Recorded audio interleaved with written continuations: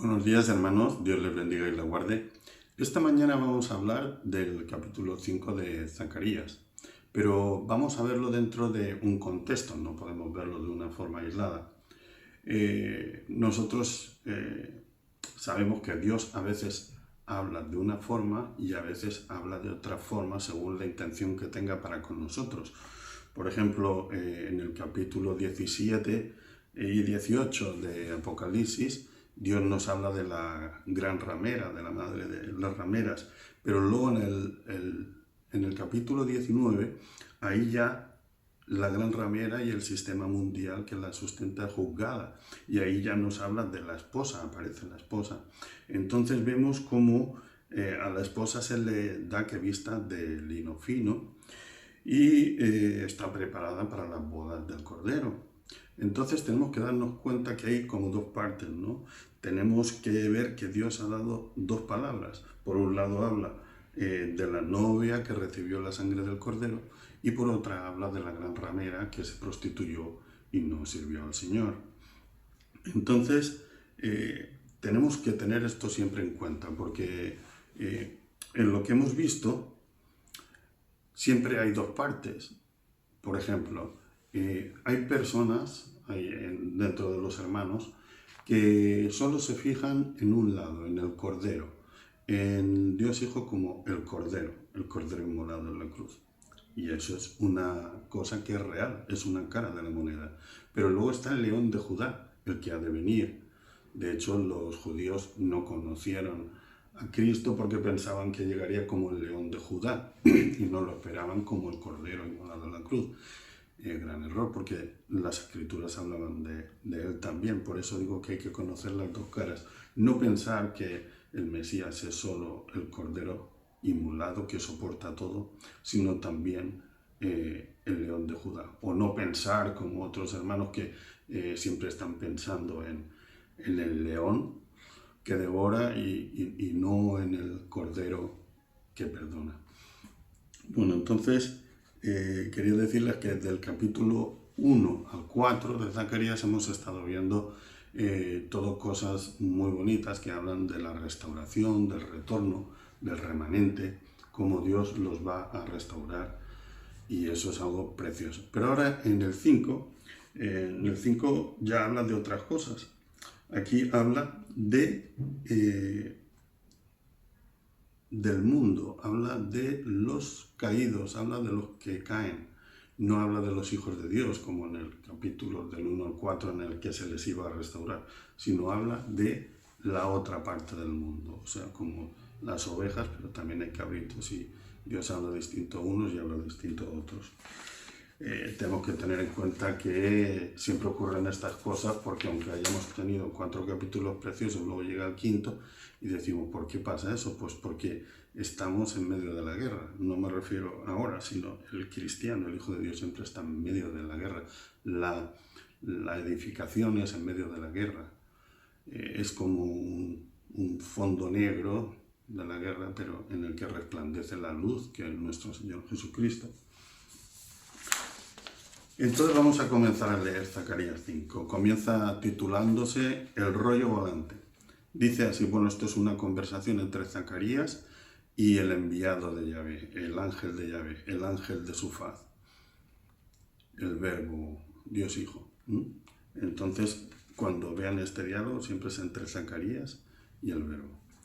Dice, de nuevo alcé mis ojos y miré, y aquí un rollo que volaba, y respondí, veo un rollo que vuela, de 20 codos de largo y 10 de ancho. Entonces, a Zacarías le pareció algo bonito. Eso mismo le pareció a Ezequiel o a Juan cuando comieron el rollo. Dijeron que en la boca sabía dulce como a miel, pero al comerlo por completo les amargó en el estómago. Aquí va a ocurrir igual en este capítulo 5, porque bueno, Juan, por ejemplo, cuando comió el rollo, pues se le hablaba de la nueva Jerusalén, se le hablaba del regreso de nuestro Señor, de todas cosas bonitas, pero luego cuando uno termina su profecía, como Ezequiel, como Juan, o como aquí Zacarías, ve que también se habla de la gehenna, se habla de Satanás, se habla de terremotos, de tribulación y penalidades, ¿no? Entonces, por eso este rollo, aunque sabe dulce en la boca, luego al tragarlo, al comerlo por completo, al masticar bien la palabra que se nos da, amarga en el estómago. Pero bueno, sabemos que mientras estemos vivos, el castigo de Dios es para reprensión, es para corrección. Lo malo es ya cuando estamos muertos, ahí ya no hay corrección ni reprensión, ahí ya lo único que uno puede esperar es juicio. Voy a continuar leyendo. Dice, entonces me dijo el ángel, esta es la maldición que sale sobre la faz de toda la tierra, porque todo aquel que hurta será destruido, dice, como está de un lado del rollo. Y todo aquel que jura falsamente será destruido, como dice de la otra parte del rollo. Eso lo dice porque en los rollos en los que estaba escrita la palabra de Dios, bueno, como eran muy costosos en aquel tiempo, pues se escribía por las dos partes del rollo, como si escribiéramos un folio por delante y por detrás. Entonces, por eso dice que como está de un lado del rollo, todo aquel que hurta será destruido, y como está del otro lado del rollo, todo aquel que juzga falsamente también será destruido. Tenemos que tener en cuenta y entender esto que nos está diciendo el ángel de Yahvé. No hay impunidad para pecar. El que hace el mal sufre reprensión. Continuamos. Dice, yo la he hecho salir, dice Jehová de los ejércitos. ¿Quién ha hecho salir esa maldad? Aquí dice, yo la he hecho salir, dice Jehová de esos ejércitos, la maldición, no la maldad, perdón, la maldición. Y vendrá a casa del ladrón y a la casa del que jura falsamente en mi nombre, y permanecerá en medio de su casa, y la consumirá con sus maderas y sus piedras.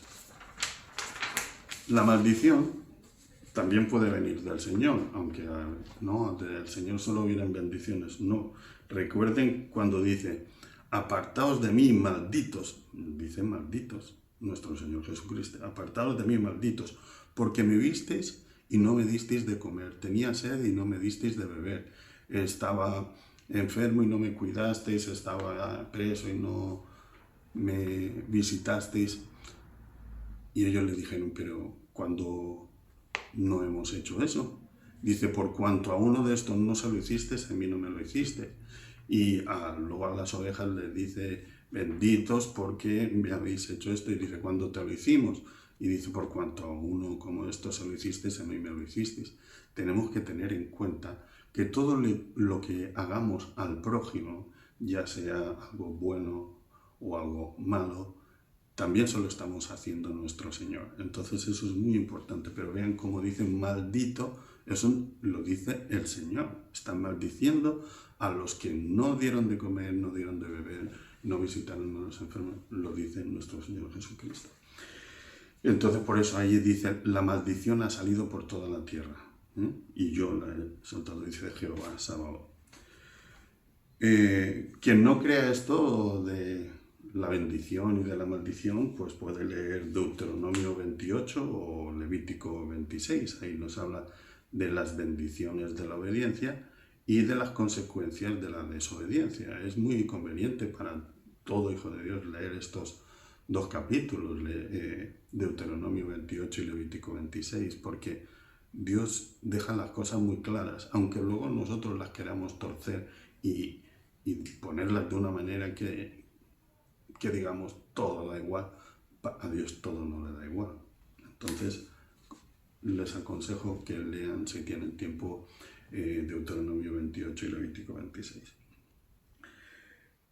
Otra parte que nos gusta es leer las bienaventuranzas en Mateo. En Mateo, ay, qué bonitas las bienaventuranzas en Mateo, qué bonitas. Pero si leemos el mismo pasaje en Lucas, tenemos las bienaventuranzas, pero también tenemos los ayes. Hay bienaventuranzas, pero también hay ayes. Hay que tener eso en cuenta. Tenemos siempre, por un lado, el cordero y por otro, el león. Cristo soportando todo el daño y la humillación que le hicieron para morir por nosotros y para perdón de nuestros pecados, para lavarnos con su sangre bendita, resucitar, para que nosotros tuviéramos vida eterna, pero también cuando va a venir ahora en los tiempos del fin que están cerca, y entonces vendrá como el león de Judá, como el león rugido, como león poderoso y triunfador. Por eso Pablo nos dice en Romanos 11:22, voy a leerlo literal para no decirlo de memoria y confundirme. Dice, mirad pues la bondad y la severidad de Dios. Claro que la bondad de Dios, pero dice, mirad pues la bondad y la severidad de Dios. La severidad, ciertamente, para los que tropezaron y cayeron, pero la bondad para contigo. Y uno dice, qué bonito. La severidad para los demás y la bondad para conmigo. Pero es porque no terminamos de leer nunca los versículos, somos así, paramos donde nos conviene. Voy a volver a leerlo hasta el final. La severidad ciertamente para los que tropezaron y cayeron, pero la bondad para contigo. Si permaneces en esa bondad, pues de otra manera tú también serás cortado. La bondad para contigo, pero si permaneces en esa bondad, en ese amor que Dios te ha dado, si permaneces, el que permanece hasta el fin será salvo, si permaneces en esa bondad, pues de otra manera tú también serás cortado. No nos gusta leer eso, pues lo tachamos y cuando hablamos en el púlpito o cuando hablamos con otros hermanos solo le decimos lo que nos gusta. Continúo. Lo que quiero con esto que he dicho es que a veces tenemos una imagen muy blanda de nuestro Señor, como si nuestro Señor fuera todo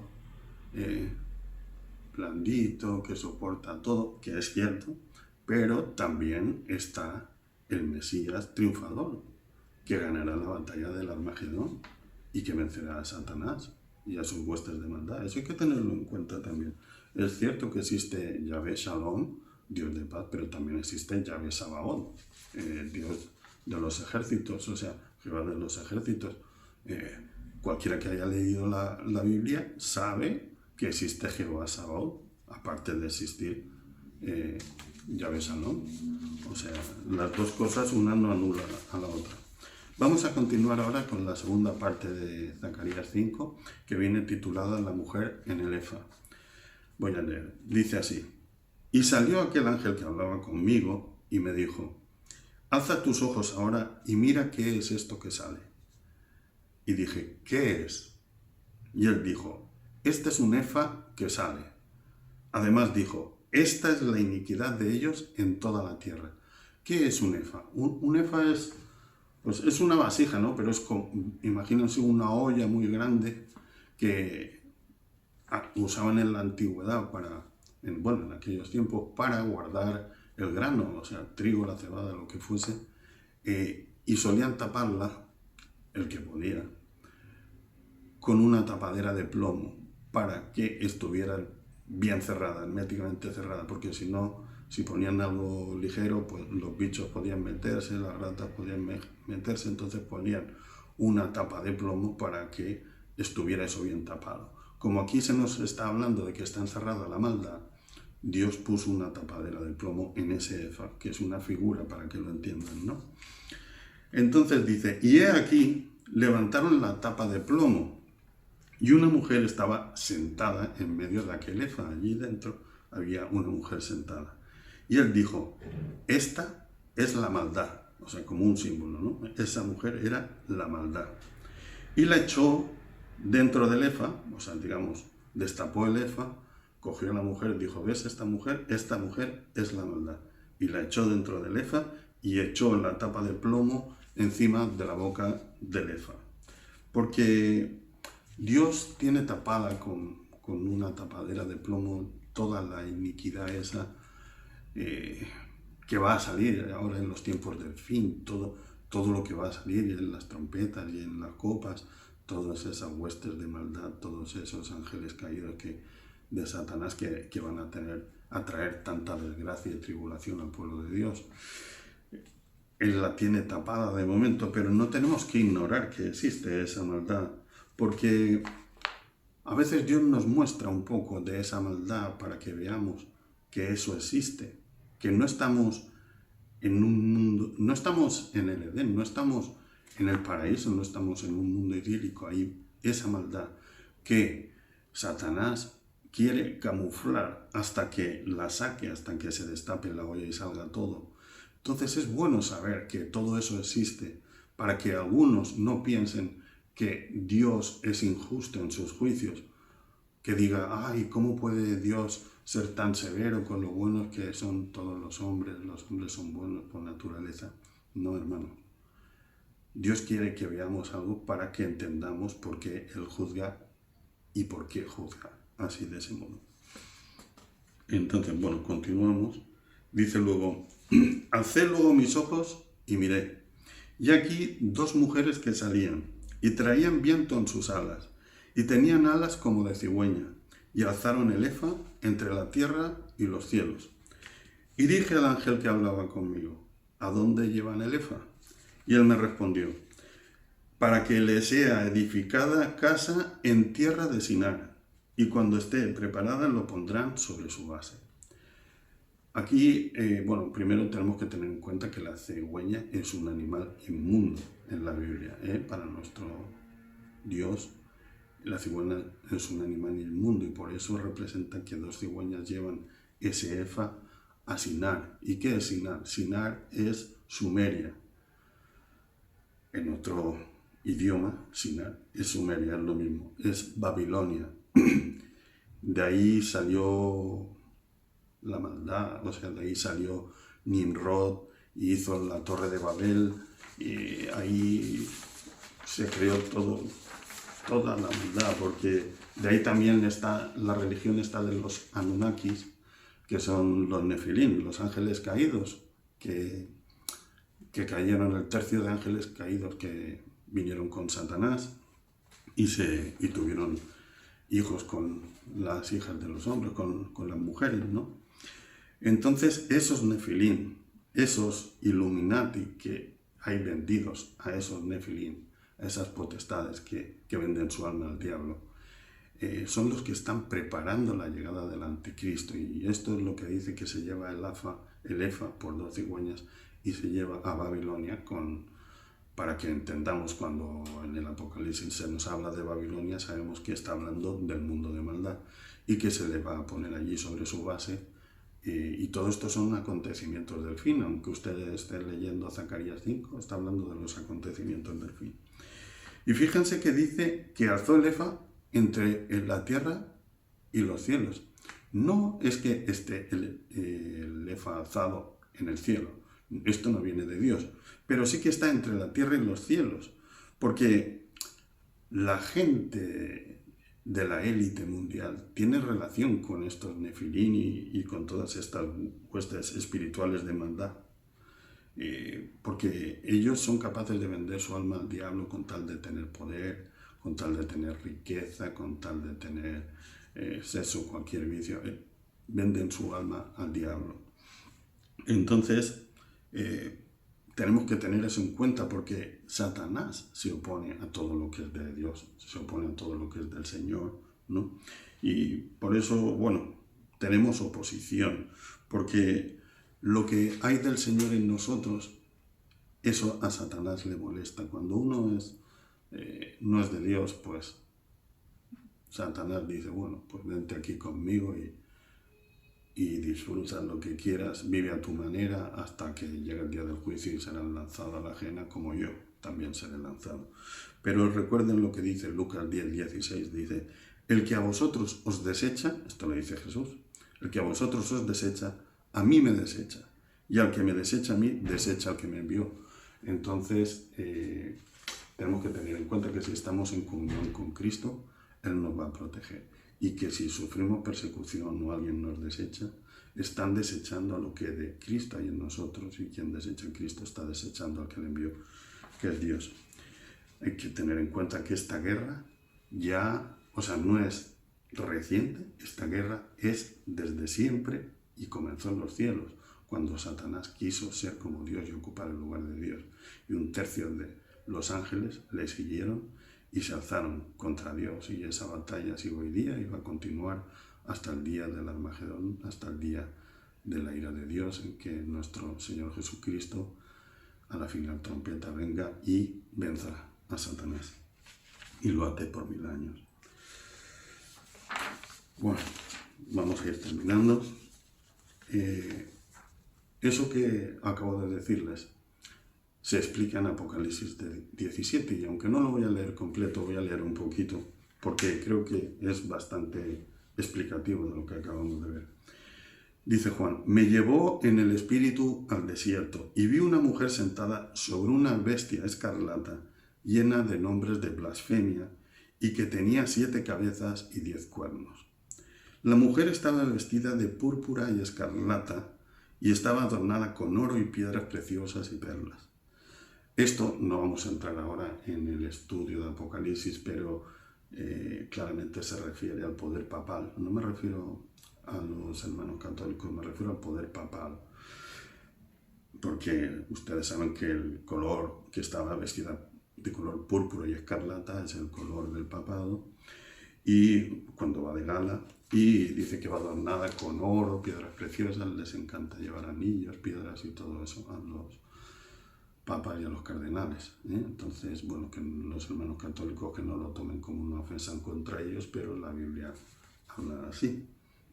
Entonces dice: en su mano tenía una copa llena de oro, una copa de oro llena de las abominaciones y de las impurezas de su inmoralidad. Eso podría considerarse el éfa, un depósito lleno de las abominaciones y de la inmoralidad y de las impurezas de su inmoralidad. En su frente estaba escrito un nombre, un misterio: Babilonia la Grande. ¿Por qué dice que lleva el éfa a Sinar, a Sumeria, a Babilonia? Porque luego en el Apocalipsis lo vuelve a decir. En su frente estaba escrito un nombre y un misterio: Babilonia la Grande, madre de las rameras y de las abominaciones de la tierra. Y vi a la mujer embriagada con la sangre de los santos y con la sangre de los mártires de Jesús. Al verla quedé asombrado con gran asombro. Y el ángel me dijo: ¿por qué estás asombrado? Claro, el ángel le dijo: ¿por qué estás asombrado? Si ya estaba escrito en Zacarías 5, que el éfa con las inmoralidades y todo esto iba a ser llevada a Babilonia. Entonces, bueno, ya hemos leído Zacarías 5, lo que sí quisiera decirle que esto de lo que hemos hablado, de los ángeles caídos, de los Nefilim, de los Illuminatis que venden su alma al diablo y todo esto, eso es un mundo real. Es un mundo que está gobernado por Satanás, a través de esas personas de la élite mundial vendidas a Satanás y que preparan la llegada del anticristo. Hay que tener en cuenta que esas personas que hacen todo para tener poder, para tener riqueza, para tener todos los vicios que ellos quieren, eso no les sale gratis. Dios castigará a esas personas, y de momento Satanás los maltrata. En ese mundo, no piensen que entre ellos hay fidelidad y amor, no, en ellos hay horror, castigo, torturas. Esa gente pasa muchas penalidades, son como personas que están drogadas y que, a pesar de lo que están pasando, son conscientes de que lo están pasando mal, pero no pueden evitarlo porque su droga es mayor y no pueden dejarlo. Saben lo que están sufriendo, saben que no es bueno, pero están enganchados a eso. Entonces, bueno, nosotros tenemos que escoger uno de los lados. Tenemos que escoger si queremos estar con Dios, si queremos estar con Cristo o si queremos estar con Satanás. Si escogemos al Señor, su gracia nos basta y Él nos va a proteger y nos va a cuidar. Pero hay que creer de verdad. Tenemos que nacer de nuevo de verdad. Tenemos que producir esos frutos de Jesús, que Jesús hablaba en Mateo 21:43, frutos de arrepentimiento para que procedamos al nacimiento de nuevo, ¿no? Y bueno, decirles que no hay que tener miedo de estas cosas, que lo que hay que tener es una fe plena en nuestro Señor Cristo Jesús, en Dios Padre, en el Espíritu Santo, saber que tenemos un único Dios, que es un Dios trino, y que Él nos va a proteger, que sus hijos, los que tenemos una fe plena que produce obras de arrepentimiento, aunque aún no hayamos llegado a la plenitud de la santidad, vamos con los ojos puestos en Cristo, camino de ello. Apartamos la mirada de Satanás, declaremos que Jesús es nuestro Salvador y esperamos su llegada sin miedo, con alerta para no caer en error, para no caer en tentación y ser engañados por Satanás y el anticristo, pero sin miedo, sabiendo que tenemos vida eterna junto a nuestro Señor. Que Dios les bendiga y les guarde.